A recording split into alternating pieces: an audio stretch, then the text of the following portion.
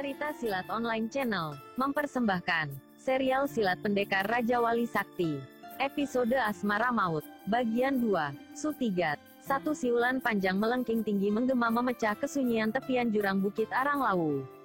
Suara itu jelas mengandung tenaga dalam yang sempurna dan bernada aneh. Siulan itu datang dari seorang laki-laki muda berwajah tampan dengan pedang bergagang kepala burung di punggung. Baju rompi putih berkibar-kibar dipermainkan angin. KGHK, terdengar suara nyaring serak dari angkasa. Pemuda yang tidak lain adalah pendekar Raja Wali Sakti itu menengadahkan kepalanya memandang titik di angkasa. Semakin lama titik itu semakin kelihatan jelas bentuk dan rupanya. Itulah burung Raja Wali raksasa tunggangan sekaligus guru dari Rangga si pendekar Raja Wali Sakti. Burung Raja Wali raksasa itu mendarat tepat di depan Rangga. "Aku perlu bantuanmu untuk menuruni jurang ini, Raja Wali Sakti," kata Rangga. KGHK, Rangga melompat naik ke punggung burung raksasa itu. Tanpa diperintah lagi, burung Raja Wali Sakti itu mengepakkan sayap-sayapnya yang lebar. Tubuhnya melayang dan berputar beberapa kali di atas jurang yang besar dan dalam. Begitu dalamnya jurang ini, sehingga dasarnya tidak kelihatan. Hanya kabut tebal yang menutupi jurang itu. "Turun sampai ke dasar, sahabat," kata Rangga. Rangga merasakan udara di dalam jurang ini begitu lembab dan dingin. Semakin masuk ke dalam, semakin gelap dan berkabut tebal. Rangga mengerahkan aji tatar netra yang diperolehnya dari buku peninggalan pendekar Raja Wali yang hidup ratusan tahun yang lalu. Dengan ajian tersebut dia bisa melihat jelas bagaikan melihat di bawah cahaya matahari. Rangga segera melompat turun dari punggung Raja Wali raksasa begitu sampai di dasar jurang. Sebentar dia mengamati keadaan. Rongga dasar jurang ini sangat luas, dan di tengah-tengahnya mengalir sungai yang sangat deras. Airnya berwarna merah bagai darah. Tulang-tulang tengkorak manusia dan binatang berserakan. "Terima kasih, Raja Wali Sakti. Kau bisa kembali sekarang," kata Rangga seraya menepuk-nepuk leher burung raksasa itu. KGHK, burung Raja Wali raksasa itu mengepakkan sayapnya, dan kembali membumbung tinggi meninggalkan dasar jurang ini. Rangga kemudian mengedarkan pandangannya berkeliling. Hidungnya kembang kempis mencium bau busuk yang sangat menyengat. Bau busuk itu datang dari mayat-mayat yang bergelimpangan di sekitar dasar jurang ini. Rangga memperhatikan mayat-mayat itu. Semuanya perempuan," gumam Rangga mendesah. Rangga meneliti satu persatu mayat-mayat itu. Dia berusaha keras untuk menahan bau busuk yang semakin menyengat memualkan. Sudah semua mayat dia periksa, dan desahnya terdengar panjang. Ada beberapa yang berbaju biru, tapi tidak ada satupun dari mereka Pandan Wangi. "Ah, di manakah kau sekarang, Pandan?" desah Rangga bergumam. Jelas sekali dia melihat Pandan Wangi masuk ke dalam jurang ini 2 kali. Yang pertama karena kesalahannya menyuruh gadis itu menyeberang lebih dulu, dan yang kedua Pandan Wangi sengaja diceburkan oleh orang-orang Puri Merah atas perintah Dewi Sri Tunggabuana. Tapi, di antara mayat-mayat ini, tidak satu pun ada Pandan Wangi. Rangga tersentak kaget ketika mendengar suara mendesis yang keras dari arah belakang. Begitu dia berbalik, kedua matanya terbelalak dan mulutnya ternganga lebar. Hampir dia tidak percaya dengan apa yang dilihatnya. "Oh, ya, Tuhan, apakah aku sedang berhadapan dengan penguasa dasar jurang ini?" desah Rangga pelan. Di hadapan Rangga menjulur seekor ular yang besar sekali. Lingkar tubuhnya lebih besar dari pohon beringin tua. Kepalanya bertanduk dengan mahkota di tengah-tengahnya. Lidahnya yang bercabang menjulur-julur keluar. Matanya bagai bola api menatap tajam pada Rangga. Sebagian tubuhnya terendam air sungai berwarna merah. Tampak sepasang kaki menyembul keluar ketika kepala ular besar itu terangkat naik. Rangga kaget bukan main ketika tiba-tiba ular raksasa itu menyerangnya. Secepat kilat Rangga menghindar dengan melompat ke belakang. Moncong sebesar gentong itu menyeruduk tanah yang dipijak Rangga tadi. Ular raksasa itu mendesis marah melihat calon mangsanya luput dari terkaman. Rangga membanting dirinya ke tanah dan bergulingan menghindari semburan api yang keluar dari mulut ular raksasa itu. Bukan alang kepalang kagetnya dia melihat batu sebesar kerbau hancur jadi debu kena semburan api itu. Rangga bergegas bangun, dan langsung siap untuk menerima serangan yang berikutnya. Dan ketika kepala ular raksasa itu menyerang dengan cepat, Seketika itu pula tubuh Rangga melenting ke udara, lalu bagaikan kilat dia menukik seraya mengerahkan jurus Raja Wali menyambar mangsa. Pukulan dan tendangan pendekar Raja Wali Sakti itu telak dan beruntun menghantam kepala ular raksasa itu.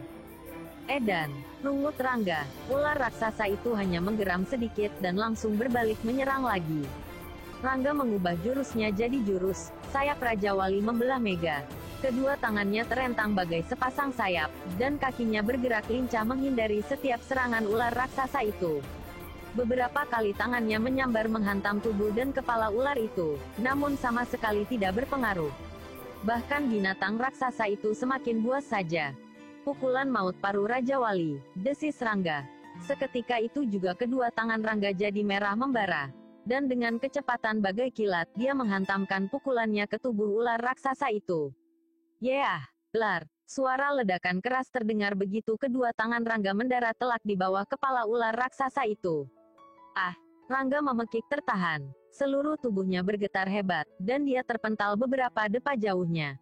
Ular raksasa itu tetap tidak kurang suatu apapun. Pendekar Raja Wali Sakti itu terperangah hampir tidak percaya. Batu cadas sebesar bukit bisa hancur oleh pukulan mautnya itu. Tapi ular raksasa ini, terluka saja dia tidak. Terpaksa, desah Rangga mendengus. Sret, cahaya biru menyebar terang ketika pendekar Raja Wali Sakti itu mencabut pedang dari warangkanya. Rangga berdiri tegak dengan pedang Raja Wali Sakti menyilang di depan dada. Matanya sedikit menyipit melihat ular raksasa itu bergerak mundur. Kepalanya miring ke kiri dan ke kanan beberapa kali. Sepertinya dia silau melihat cahaya yang terpancar dari pedang itu. Anak muda, siapa kau? Dari mana kau peroleh pedang Raja Wali Sakti itu? Heh, kau, bukan main terkejutnya Rangga mendengar ular raksasa itu bisa berbicara seperti manusia. Pendekar Raja Wali Sakti itu sampai terlonjak ke belakang sejauh 2 batang tombak. Paras wajahnya diliputi keheranan bercampur ketidakpercayaan. Kau bisa bicara? Tanya Rangga tidak percaya dengan pendengarannya sendiri. Apa telingamu sudah tuli? Heh, bentak ular raksasa itu. Tidak, aku tidak bermimpi. Dia benar-benar bicara. Rangga seperti orang tolol. Jangan berlagak bodoh, anak muda. Dari mana kau peroleh pedang pusaka keramat itu? Rangga memandang pedang di tangannya. Kemudian dia memasukkan kembali ke warangkanya di punggung. Cahaya biru langsung lenyap tak berbekas. Tapi sikapnya masih tetap waspada, meskipun diliputi rasa tidak percaya dan keheranan yang amat sangat. Baru kali ini dia bertemu dengan seekor ular raksasa aneh yang bisa bicara. Rangga baru menyadari kalau binatang itu adalah seekor naga bermahkota. Sungguh sulit dipercaya. Rangga sering mendengar cerita tentang naga, dan dia tidak pernah mau percaya dengan cerita dongeng rakyat itu. Tapi sekarang, naga dalam dongeng itu kini ada di depannya. Dan semua itu bukanlah mimpi, tapi kenyataan yang di luar kemampuan akalnya. Kenapa bengong? Apa kau mendadak jadi dungu? Bentak naga raksasa itu. Heh. Rangga masih juga tersentak kaget. Kau mengetahui pedangku. Dari mana kau peroleh? Kau mencuri. Dari guruku, sahut Rangga setelah menenangkan dirinya. Jangan main-main, anak muda. Pemilik pedang itu sudah muksa sebelum nenek moyangmu lahir. Mau percaya atau tidak terserah. Aku bicara benar. Kau memang menguasai jurus-jurus Raja Wali Sakti. Tapi aku belum mau percaya sebelum kau perlihatkan penguasaan pedang pusaka itu. Untuk apa? Kau tidak akan percaya. Cabut pedang itu. Tunjukkan padaku, perintah naga raksasa itu. Kaget juga Rangga dibuatnya. Suara bentakan itu keras dan menggelegar, namun terdengar sangat berwibawa. Perlahan-lahan Rangga mencabut pedang Raja Wali Sakti dari warangkanya. Dia pun segera membuka jurus pedang pemecah sukma. Rupanya kau juga telah mempelajari jurus pedang pemecah sukma. Bagus. Serang aku, kata naga raksasa itu. Hei, kau tahu jurus itu? Rangga tersentak kaget. Jangan banyak bacot. Serang aku, bentak naga raksasa itu. Baik, demi kebenaran. Aku tidak akan sungkan-sungkan.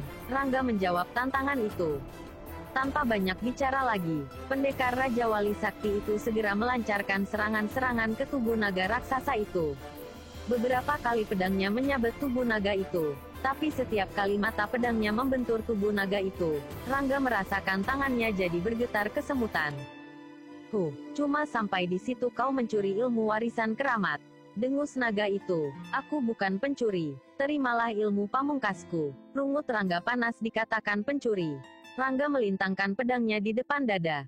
Dia menempelkan telapak tangan kirinya ke mata pedang. Perlahan-lahan dia menggosok mata pedang itu. Cahaya biru bergumpal-gumpal di ujung pedang. "Aji, Cakrabuana Sukma!" teriak Rangga menggelegar. "Hiya!" Blar! Suara ledakan dahsyat terdengar bagai guntur di angkasa. Rangga hampir saja menarik kembali ajiannya melihat naga raksasa itu diam saja, tapi terlambat. Aji, Cakrabuana Sukma, sudah lebih dulu menghantam naga itu. Hah, Rangga melongo melihat naga itu tetap utuh. Hampir dia tidak percaya kalau aji pamungkasnya tidak berarti sama sekali pada binatang melata raksasa itu. Gila, apakah dia dewa yang turun ke Mayapada ini? Gumam Rangga setengah tidak percaya. "Kau tidak sepenuh hati melepaskan Aji, Cakrabuana Sukma, anak muda," kata naga itu. Rangga tidak menyahuti. Dia memang tidak mengerahkan tenaga penuh. Tapi walaupun begitu, belum ada yang bisa menandingi Aji, Cakrabuana Sukma. Rangga seperti pasrah jika dia harus mati di dasar jurang ini. Dia yakin kalau naga ini bukanlah sembarangan ular. Tidak ada lagi yang dia miliki, semuanya sudah terkuras, dan naga itu masih tetap segar tanpa cedera sedikit pun. "Mau coba lagi, anak muda?" naga itu menawarkan. "Tidak," sahut Rangga tegas. Hahaha, begitu banyak yang ditanyakan naga raksasa itu, dan Rangga menjawabnya dengan gamblang tanpa ada yang ditutupi atau ditambahkan. Semakin banyak Rangga membuka diri, semakin yakin naga itu kalau Rangga adalah pewaris tunggal yang syah ilmu-ilmu pendekar Raja Wali yang hidup ratusan tahun lalu.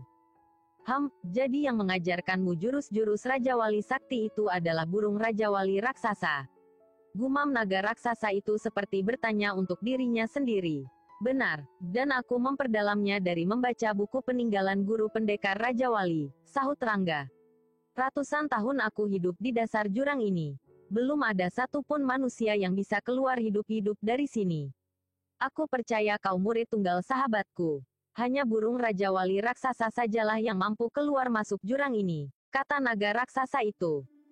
"Kau sahabat guruku." Rangga seperti tidak percaya. "Benar, ratusan tahun yang lalu aku dikenal dengan nama Satria Naga Emas. Aku dan pendekar Raja Wali adalah dua sahabat yang tidak terkalahkan. Kami jadi jemu dan mengasingkan diri hingga muksa." Rangga mengangguk-anggukan kepalanya. Dia memang pernah membaca dalam satu buku tentang Satria Naga Emas yang menjadi sahabat kental pendekar Raja Wali. Tidak diduga sama sekali, sekarang dia berhadapan muka dengan sahabat gurunya yang hidup ratusan tahun lalu. Sesaat Rangga mengernyitkan keningnya ketika tubuh naga raksasa itu mengepulkan asap tipis. Asap itu semakin lama semakin menebal dan menyelimuti tubuh naga raksasa itu hingga lenyap dari pandangan. Rangga melompat mundur ketika air sungai berwarna merah darah itu bergolak mendidih memperdengarkan suara gemuruh yang amat dahsyat. Dan bersamaan dengan lenyapnya asap yang menyelimuti tubuh naga raksasa itu, di tengah-tengah sungai muncul sebuah bangunan megah bagai istana. Bangunan itu seluruhnya berwarna merah darah, dan atapnya berkilau bagai bermandikan mutiara. Rangga tersentak ketika tubuh naga itu berubah wujud jadi seorang manusia tampan mengenakan pakaian indah bersulamkan benang-benang emas berkilauan. Wajahnya yang putih bersih bercahaya. Sinar matanya tajam, namun mengandung kewibawaan dan kearifan. Rambutnya yang panjang lebat tergelung ke atas kepala. Pendekar Raja Wali Sakti itu makin ternganga saat melihat pintu istana merah itu terbuka. Dari dalam muncul beberapa orang laki-laki dan perempuan. Semuanya mengenakan pakaian indah bersulam benang emas. Tampan-tampan dan cantik-cantik paras wajahnya. Kulitnya juga putih bersih bagai orang-orang dari keluarga bangsawan. Orang-orang itu langsung membentuk lingkaran dan berlutut di depan laki-laki tampan jelmaan ular naga raksasa. Siapa kau?" tanya Rangga tergagap. "Akulah Satria Naga Emas, raja dari segala ular-ular di dunia ini," sahut Satria Naga Emas. Suaranya dalam dan berwibawa. "Oh." Rangga langsung berlutut memberi hormat. "Bangunlah, kau tamu kehormatanku, tidak sepantasnya kau berlaku sungkan begitu," kata Satria Naga Emas. Rangga bangkit dari berlutut, kepalanya tetap tertunduk. Sepertinya dia tidak sanggup membalas tatapan mata Raja Ular itu. Tatapan matanya begitu dalam, dan memiliki daya kekuatan yang amat dahsyat. "Kau murid tunggal sahabatku.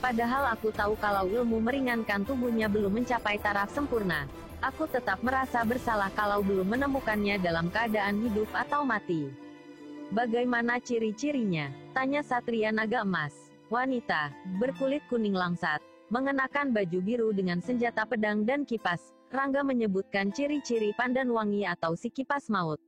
Memang banyak wanita-wanita yang terjun ke jurang ini. Kalau tidak tersangkut akar pohon, bisa juga langsung ke dasar. Itu juga ada yang jatuh di tepian sungai, dan ada juga yang tercebur ke sungai. Satria Naga Emas menjelaskan. Rangga diam termenung. Aku tidak pernah peduli dengan mereka yang jatuh ke jurang ini, dan semuanya pasti sudah tewas. Rakyatku saja yang senang, karena mereka tidak perlu susah-susah lagi mencari makanan. Di sekitar jurang sudah banyak makanan yang tersedia, sambung Satria Naga Emas lagi. Rangga tetap diam, dia bisa memaklumi, karena rakyat Satria Naga Emas semuanya terdiri dari bangsa ular. Dan kebanyakan dari mereka adalah ular-ular siluman yang bisa merubah wujud jadi manusia. Itu pun hanya bisa terlihat oleh orang-orang tertentu saja yang memang diperlihatkan, atau punya kemampuan untuk berhubungan dengan bangsa siluman. Mungkin temanmu itu jatuh dan tercebur ke Sungai Merah. Kalau memang jatuh ke sungai, pasti dia hanyut, kata Satria Naga Emas lagi. Kemana Sungai Merah bermuara? Tanya Rangga. Sebelah timur hutan Ganda Mayit, tepatnya di sebuah lembah yang diberi nama Lembah Ular. Di sana rakyatku tinggal, Satria Naga Emas menceritakan. Aku harus ke sana, gumam Rangga mendesah tanpa sadar. Percuma saja, Rangga. Di sana sungai itu bercabang dan terus mengalir jauh ke seluruh penjuru daerah timur ini. Sudah banyak mayat-mayat yang jatuh ke jurang ini ditemukan di sebuah desa yang jauh letaknya dari tempat ini. Mungkin temanmu terbawa arus sungai ini, Rangga. Pendekar Raja Wali Sakti itu kembali terdiam. Dia juga pernah mendengar tentang orang-orang yang dijatuhkan ke dalam jurang ini, dan kembali ditemukan terapung di sungai yang cukup jauh letaknya dari jurang hutan Ganda Mayit ini. Rangga, bagaimana dengan ilmu pamungkas yang kau pelajari terakhir ini? Tanya Satria Naga Emas mengalihkan pembicaraan. Aku sudah menyempurnakannya, Paman Guru. Juga ilmu 9 langkah ajaib, dan ilmu-ilmu lainnya, sahut Rangga. Bagus, Aji, Batara Naga. Adalah ilmu pamungkas pertama yang harus kau kuasai penuh, dan itu berarti kau telah menguasai sepertiga dari ilmu naga emas.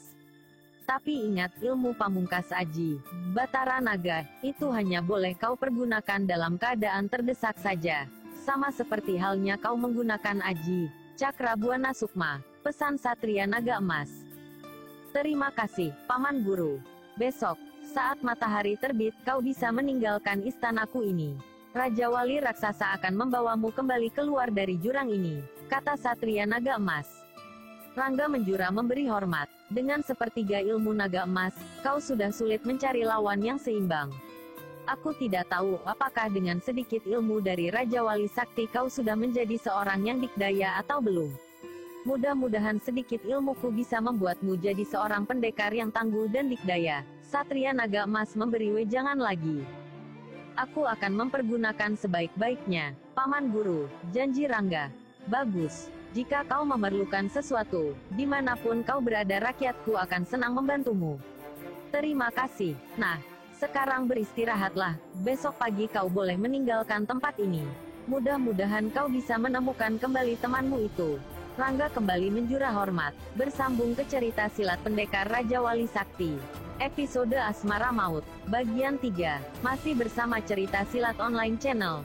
Jangan lupa like and subscribe. Terima kasih.